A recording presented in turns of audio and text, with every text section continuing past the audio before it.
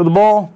Prazer revê-los, tá certo? Professor Renê, ok? História, para aqueles que estão chegando a primeira vez, prazer recebê-los aqui. É uma honra estar aqui na sua frente, tá certo? Hoje, meus queridos, um assunto importante, um assunto que eu fui cobrado. Essa semana chegaram para mim, mandaram várias mensagens perguntando o seguinte: professor, o senhor ainda não resolveu questões do Enem sobre o escravismo negro. Não só o aspecto da escravidão, mas a questão étnica, a questão cultural, a questão social da escravidão no Brasil. Todos esses aspectos que o Enem cobra. Então, meus queridos, você tem aula aí. Se você acessar no nosso site, você vai ter aula. E hoje você vai ver como é que o Enem cobra isso. O legal do nosso site, você dá uma olhada lá no nosso site, você curte a nossa página, você vai ver o seguinte: você em história, em ciências humanas aqui com a gente, você sempre vai ter o conteúdo e depois você vai ter a resolução de questões Enem sobre esse conteúdo.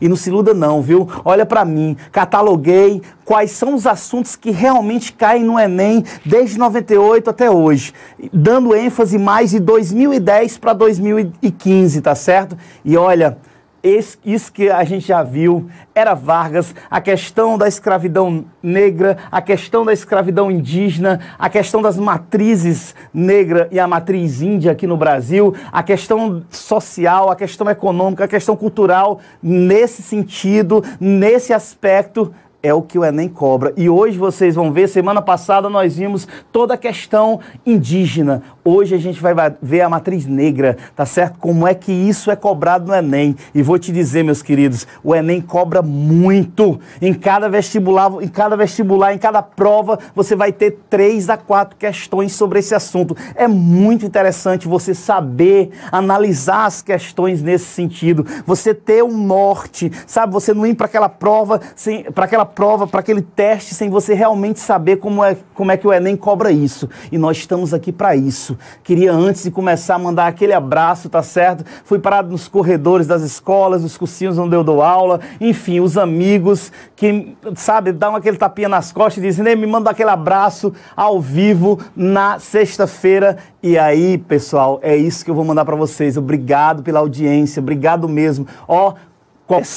Não esquece, olha para cá, hashtag no EnemBR, manda sua dúvida, tô doido para responder, tá certo? Tô doido para responder. Curte a nossa página, compartilha a nossa página do Face, tá? Assine nosso canalzinho lá no YouTube, faz o negócio continuar de graça, faz você ser aprovado esse ano no Enem.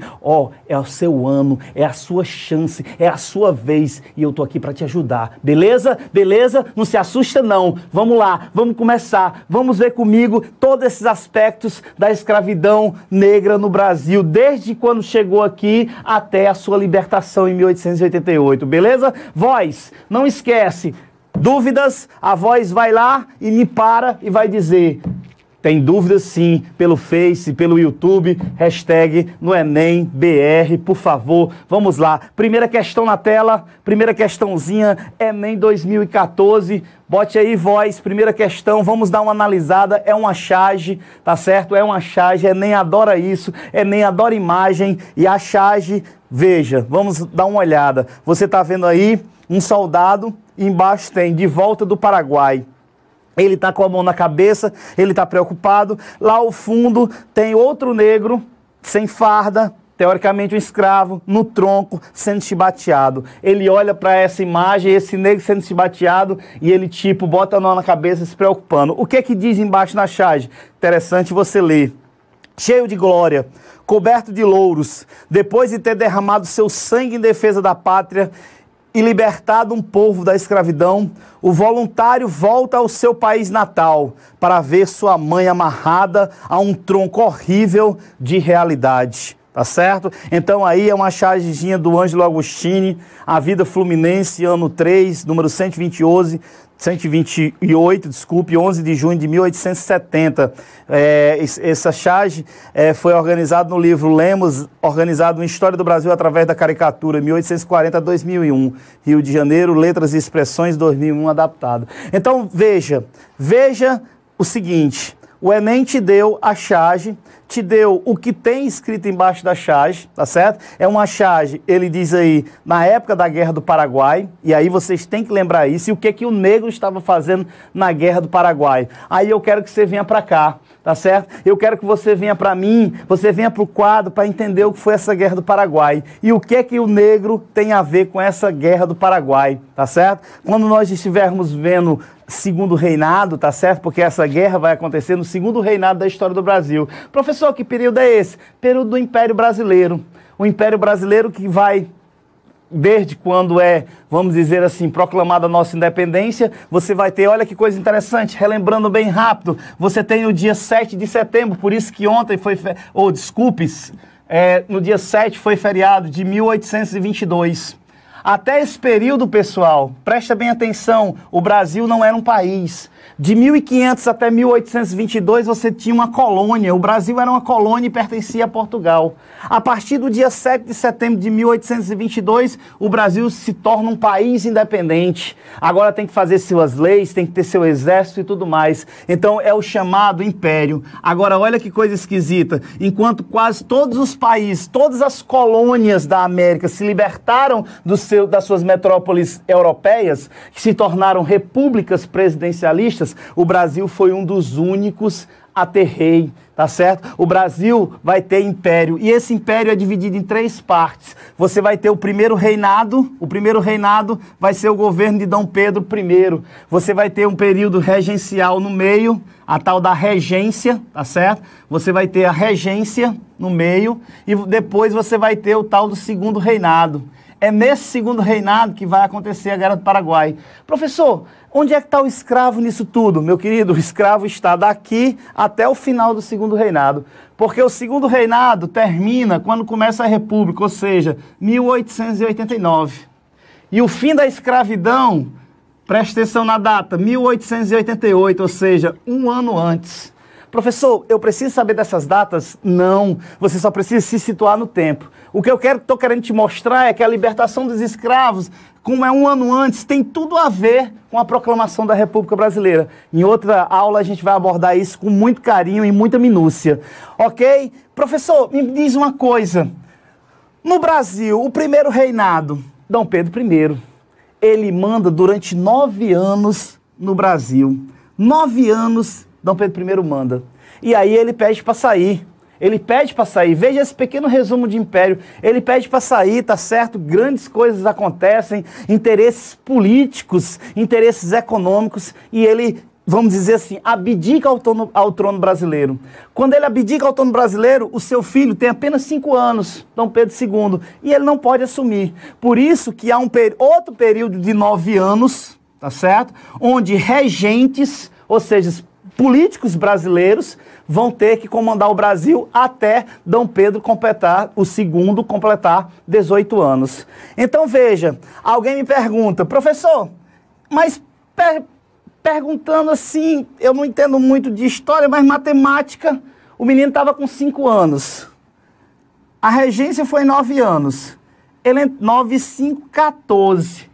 Não era 18 que ele tinha que entrar? Por isso que o final da regência é chamado de golpe da maioridade. Ou seja, colocaram Dom Pedro II ali para comandar o Brasil apenas com 14 anos, tinha quase 15 na época. E os caras que colocaram eles, os liberais brasileiros, acharam que ia comandar eles. Quando a gente tiver uma aula só sobre império, a gente vai ver isso. E no segundo reinado, você vai ter o Dom Pedro II.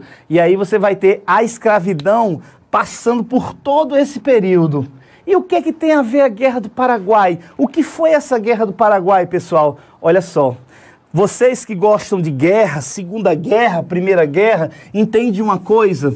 O Brasil se envolveu numa guerra em 1865, uma guerra em que o Brasil, sinceramente, só perdeu. O Brasil só perdeu.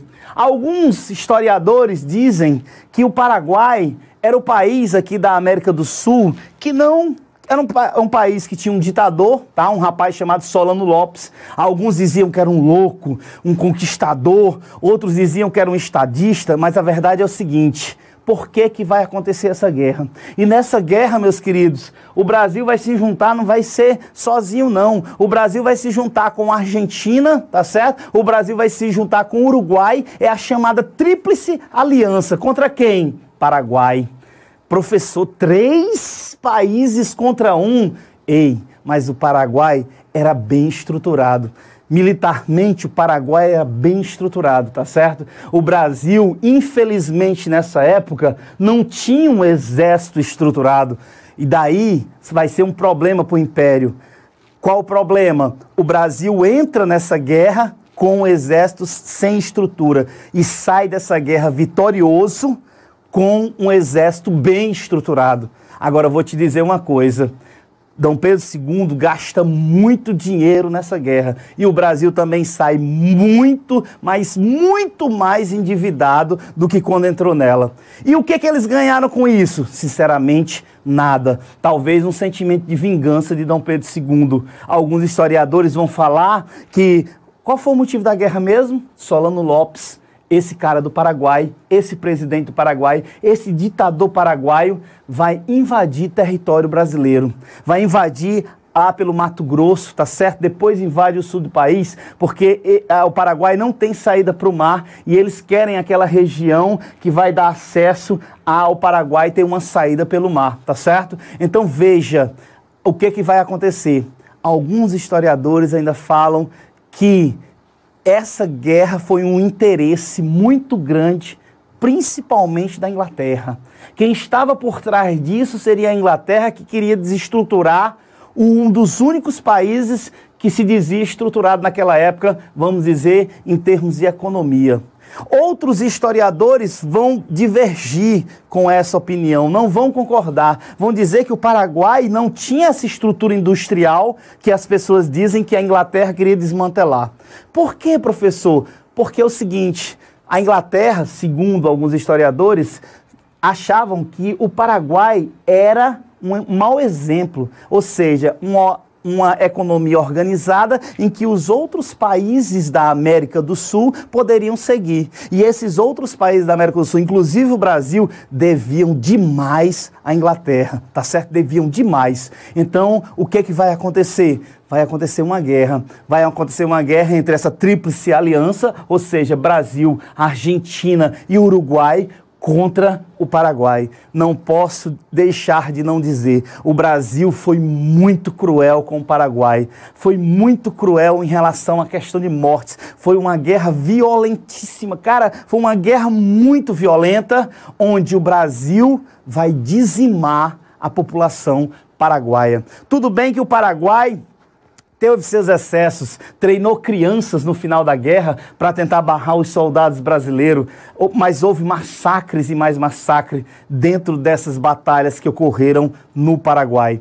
Professor, não é o cerne da questão, não é, vamos dizer assim, a gênese dessa questão, mas eu queria explicar um pouquinho sobre essa guerra do Paraguai, sobre essa divisão, porque é bom você saber. Não é legal você chegar na questão e você tentar resolver sem ter pelo menos um mínimo de entendimento sobre o contexto daquela época. E o contexto era o seguinte, o Brasil não tinha exército, começaram a tentar fazer com que as pessoas se alistassem, tá certo? Falaram de voluntários da pátria, não deu muito certo. Depois tentaram obrigar as pessoas a irem para a guerra. Eu vou te dizer que funcionou para os pobres, mas os ricos conseguiam pagar e sair dessa frente de batalha. E qual é a solução? Pensaram, ei, por que a gente não vai mandar os negros? Vamos mandar os negros como voluntários da pátria. Vamos dizer, escravo, se você for para a guerra do Paraguai e quando você voltar, você vai estar livre. Você vai estar livre. E é isso que está mostrando a charge. Um soldado que voltou de volta à guerra do Paraguai, só que o problema, ele chega livre, como diz a charge, coberto de glória, coberto de sangue, né, como diz o texto abaixo da charge, e aí vê a sua mãe, como está dizendo, sendo chibateada, chibateada num tronco como escrava ainda. Então o que que você pode tirar dessa charge? Já já vamos ver o que a questão vai pedir, o que o comando vai pedir, mas você tem que lembrar de uma coisa, você tem que olhar para a imagem e já ver o seguinte, cara, ele está muito triste, ele tem a liberdade, ele chegou como um soldado, tá certo? Mas a mãe dele está lá no tronco. Ela não tem. Ele pode até ser um cidadão, entre aspas, do Brasil agora. Entre aspas, por quê? Porque com certeza ele seria um brasileiro livre, alforriado, dentro da sociedade daquela época.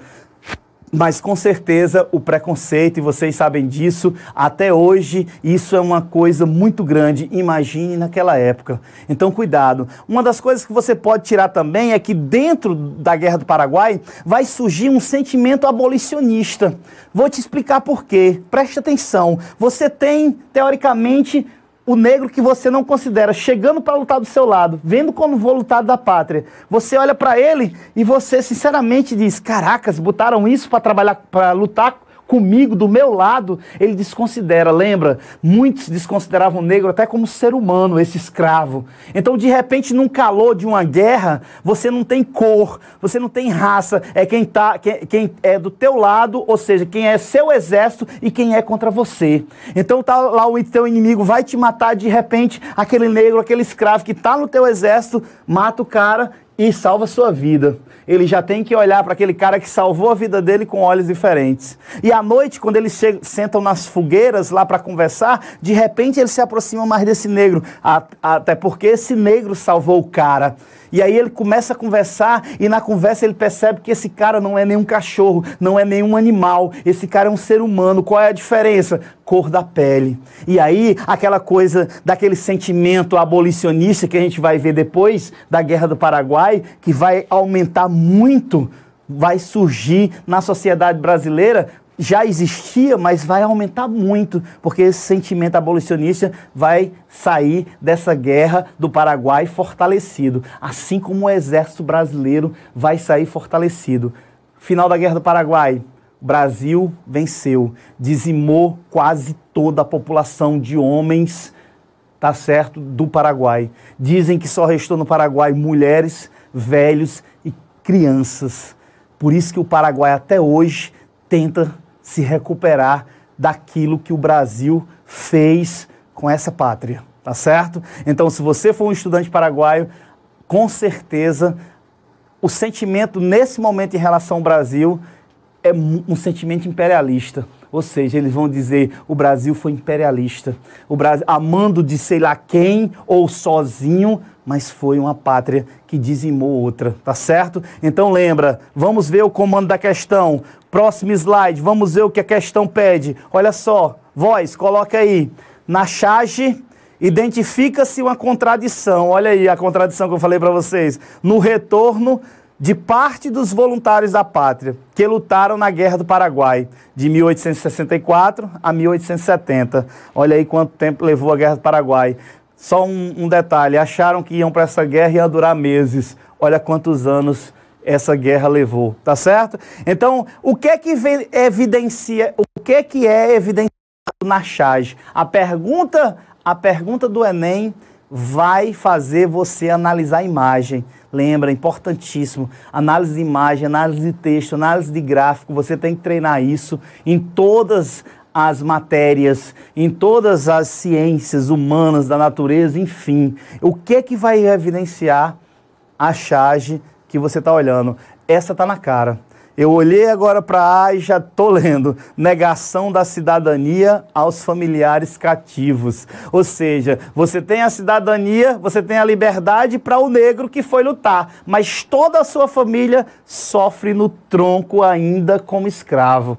Então veja, isso está na própria imagem, tá certo? Se você olhar a letra B, então teoricamente até agora, não li ainda as outras, mas a letra A é que sinaliza o que mais mostra na charge, tá? A questão do soldado que chega, liberto, fardado como herói, teoricamente, pelo menos é o que diz o texto da charge, e aí ele olha para o tronco, tá lá a mãe dele sendo chibateada como escrava. O que ele pode fazer? Nada, ela é escrava. O máximo que ele pode fazer, teoricamente, seria ganhar dinheiro e comprar comprar a sua mãe como escrava e depois dar alforria para essa mulher.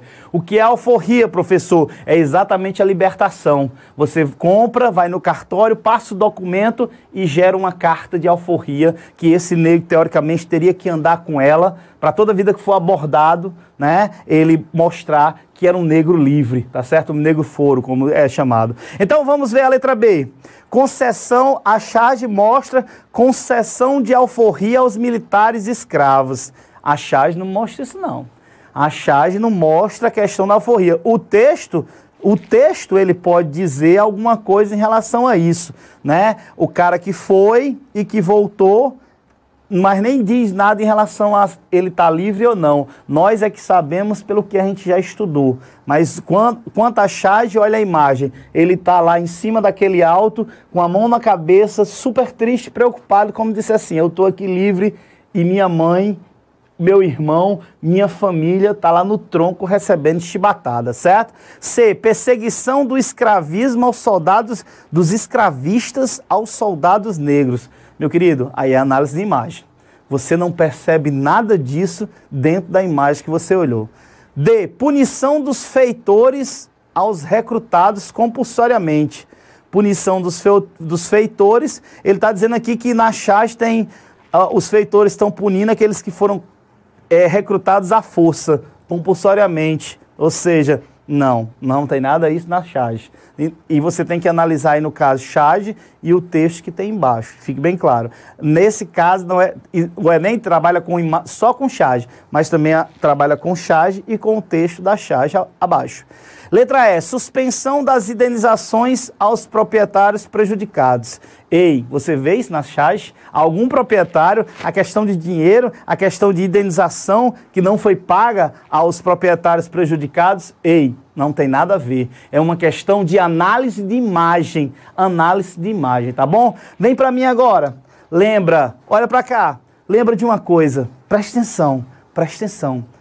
O que eu sempre digo, toda vida que eu estou na aula, aprende a interpretar.